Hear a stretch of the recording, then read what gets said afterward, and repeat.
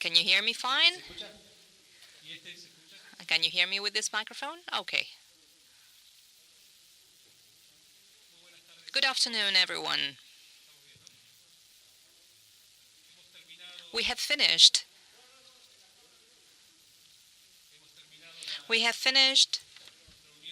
the meeting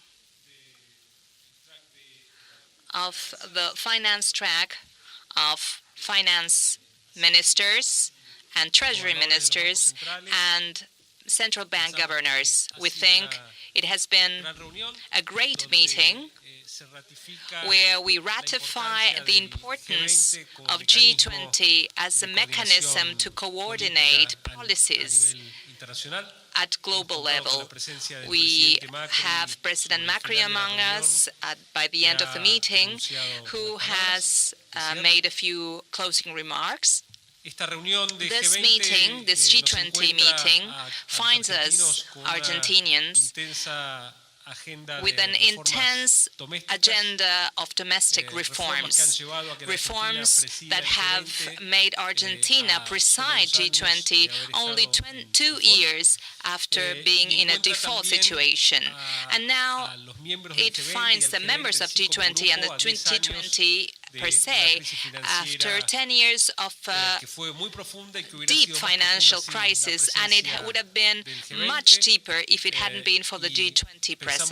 And we think that the working of this group is key to coordinate certain policies at international levels.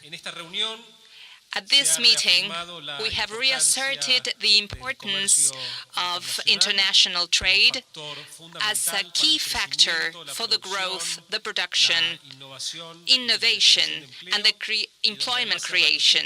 And we ratified that we have to continue having dialogues to continue consensus.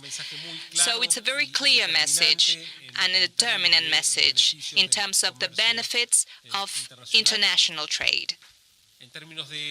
As far as this Argentinian G20, Argentina has presented 3 priorities related to the future of work, the future of employment, infrastructure for growth and for development, food safety, and gender agenda, which is transversal.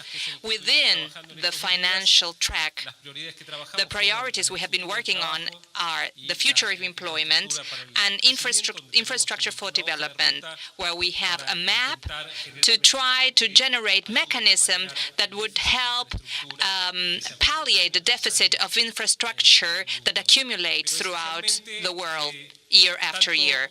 But the future of work that is also related to a menu of options that we're going to work on the finance ministerial meeting in July. What we want to achieve is to generate mechanisms so that in the world there is a sustainable growth, an inclusive growth. And for that, we will continue working throughout this year during our presidency. So with that, I will give the floor to Federico for his comments. Thank you, Nicolás. I ratified what Nicolás says, and I would like to emphasize that the level of discussion was very, very intense, very high. It was surprisingly so, and we had a very rich debate to work on different areas. Let me focus on 2 central aspects we have worked on very strongly in different sessions. One was, of course, what Nicolás said, the question of international trade. That was essential. There was a lot of tension. The focus was very constructive of all participants involved in this understanding that trade is good for all countries, and we have to deepen that in a way that is a win-win situation for all. As you know, the world has reached this presidency with a growth process. World economy has reached a 4% growth that was prior to the financial crisis. During the last 2 years, the discussion was on how to improve growth, and that was and in this conference we haven't devoted so much to that because we were talking about the vulnerabilities of the system and getting ready so that growth can sustain. So it was a big debate and a big discussion on precisely what are the vulnerabilities of the world and how to get ready for that. One of the key points is the process of normalization, monetary normalization everybody is anticipating. So that was a very useful discussion. And the other point I would like to highlight, which we devoted a lot of time, which is a new topic, which is crypto assets. The session we have organized as to the assessment of reforms, the idea is that having passed 10 years after the beginning of an implementation of regulations in the financial structure that ended with the approval in Basel III in December, this was a good year to say, why don't we devaluate what has been the result of those reforms? Have they gone too far? Do we have to go back? We have to go deeper into certain aspects? An assessment of what has been going on. However, in the midst of that debate, under the leadership of the Financial Stability Board that has been commissioned to carry out that task, we have the question of the crypto assets and what to do about them. Do we have to regulate them or not? We received a strong mandate that it's an issue to be closely looked at. And the whole divided into two. They were not exclusive and compatible. The one that has to do with regulation, to look at markets, cybersecurity, the question of data, operational deal, transaction security, money laundering, all the things that are related to crypto assets. And then there was another one that was related to, well, now we have crypto assets. What happens to traditional methods of payment? Why traditional methods of payment are somehow moving forward partially, and crypto assets are moving on to the methods of payment. So we have to improve on the international methods of payment. We talked about commissioning banks, remittances. We talked about methods of payment, systems of payment, to improve multilaterally and at an international level these integrations, because then its non-existence makes crypto assets to have a niche on which they can operate. So I'm saying this to just illustrate the richness of the debate. We have a very busy agenda for July because, for example, in this theme, there is a demand on July to have recommendations, specific recommendations on what to do. And I would land with a sentence. I'm not going to say who said this, but I thought it was fantastic. Somebody said, we have to assume these topics because change has never been as fast as it is today. We have never seen as fast changes as we have seen today, and we are not going to see them as low as we are seeing them today. In the future,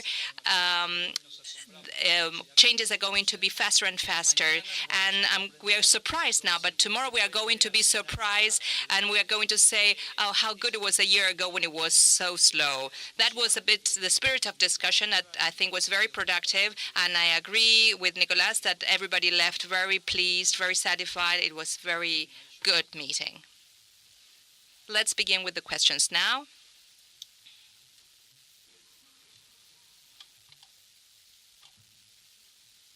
I'm sorry, but we cannot hear the questions from the booth.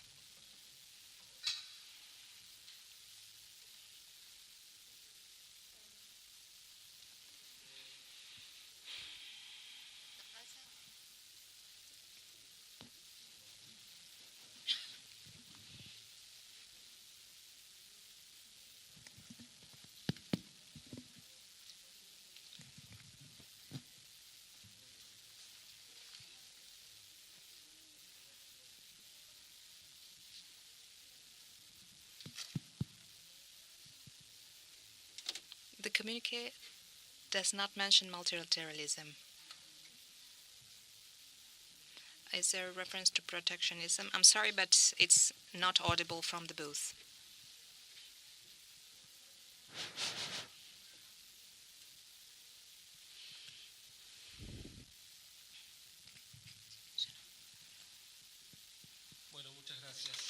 Thank you very much. Essentially,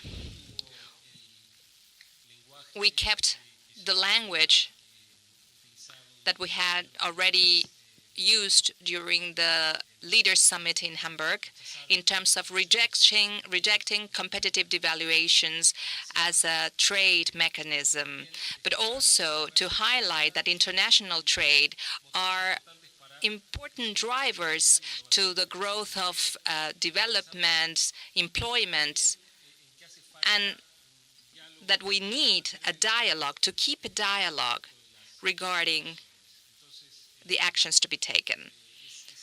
So this is the vision that we have adopted, that we adopted in Hamburg, and it is clear that the consensus that the world had up until G20 in Germany are no longer the same.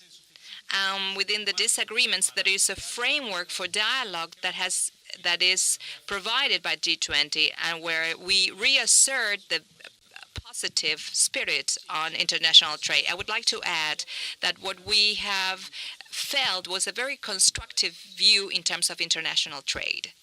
Otra pregunta. Natasha.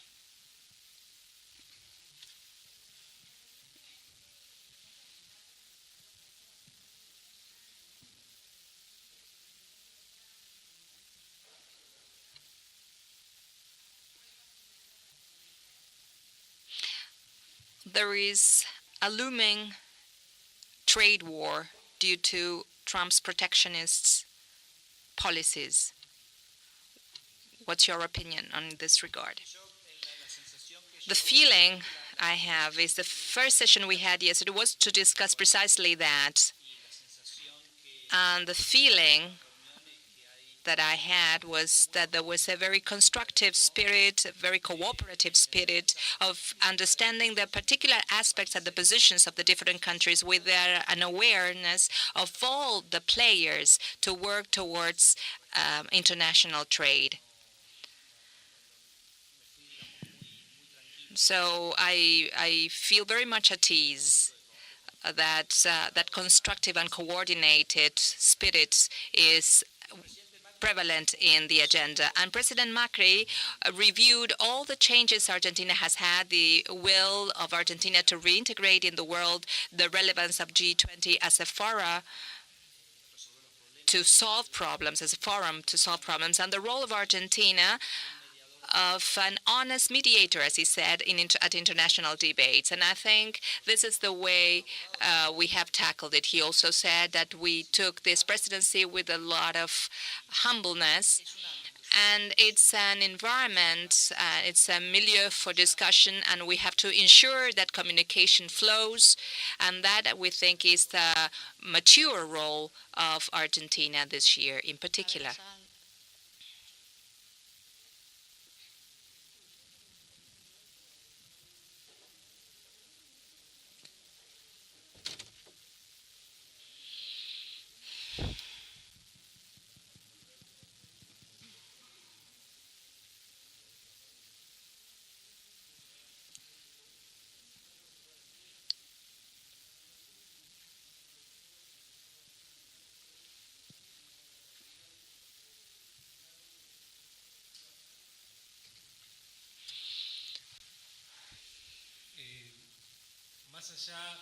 Regardless of the conversations of G20, Argentina reasserts its commitment with multilateralism and with trade based on rules and to the adherence to OMC of the World Trade Organization's regulations. We have not talked about any additional mechanism. We have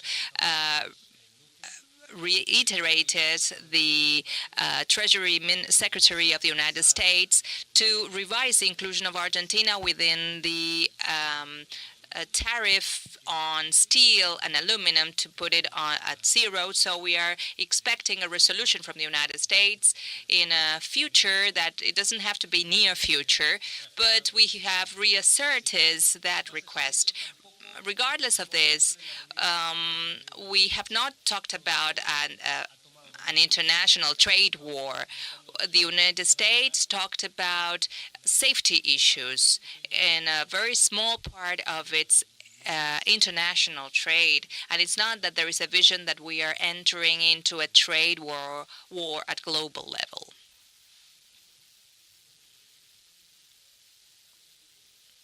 I'm sorry, but questions are not audible from the booth.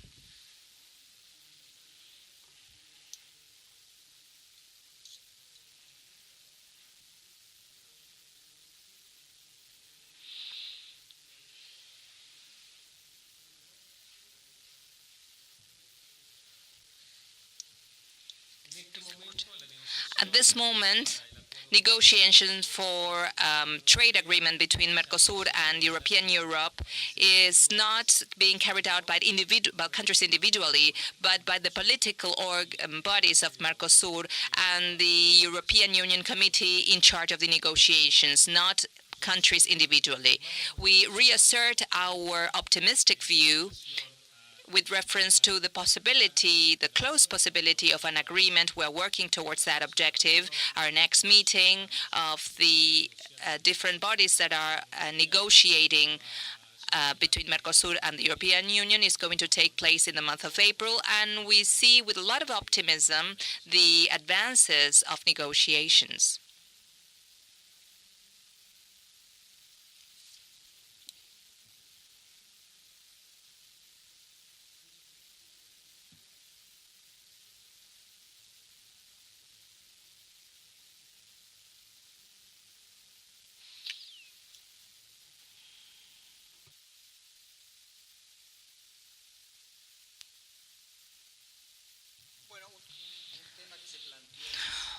One topic we talked about was trade, service trade. That was an agenda that was somehow lagging behind with reference to the other discussions on commerce. And what we expect from the rest of the presidency is to have a commitment of the G20, an ongoing commitment with trade as an instrument for progress and integration with the world. And Argentina's objective is going to be that, because that's our commitment, and that's part of the spirit that comes from the meetings. Fernanda.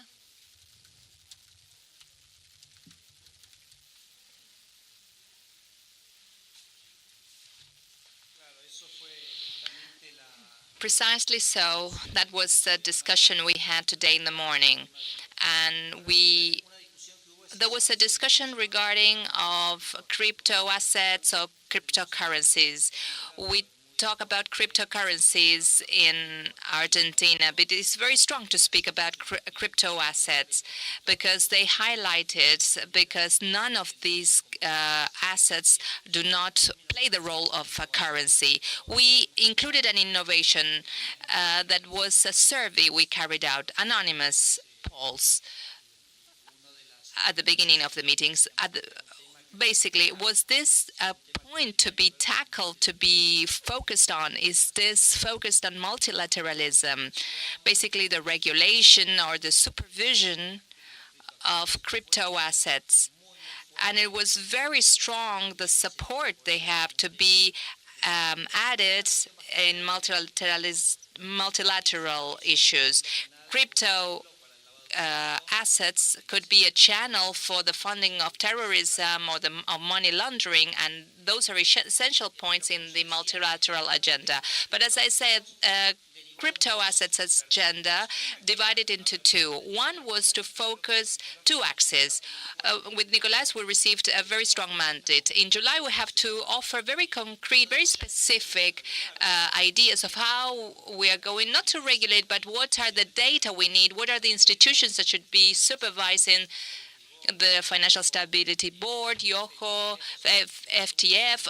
There was a whole discussion on that we have to see this, and they asked us to give proposals in July and on this issue. But there was another agenda that, as I said, is not excluding but complementary to this. The agenda for the improvements of traditional methods of payments. Let me give you an example. Remittances. If traditional methods of payment cannot generate in an inexpensive way, that will be a position or a possibility for crypto assets to capture this possibility. So there is a very positive agenda that we have this new player and makes methods of payment to improve and to be aware of this and to work on improvements. Remittances is a multilateral agenda also, so it was very rich debate. It was very explicit in the request for recommendations for Argentina and the different task forces that are working for the July meeting.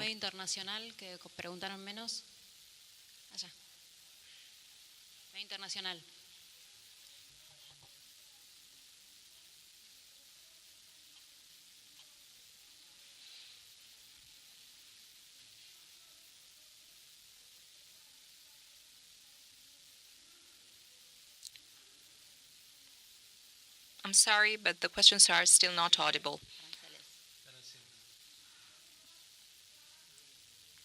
Imposition of custom tariffs.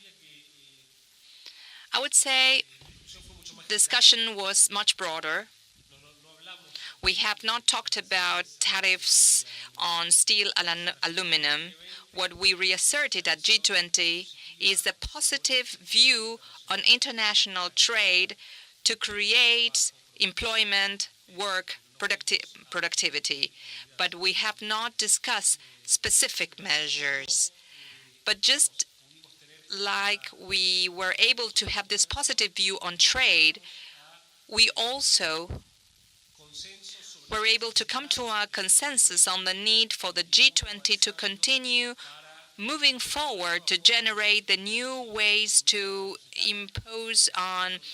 tax on digital economy. That could be a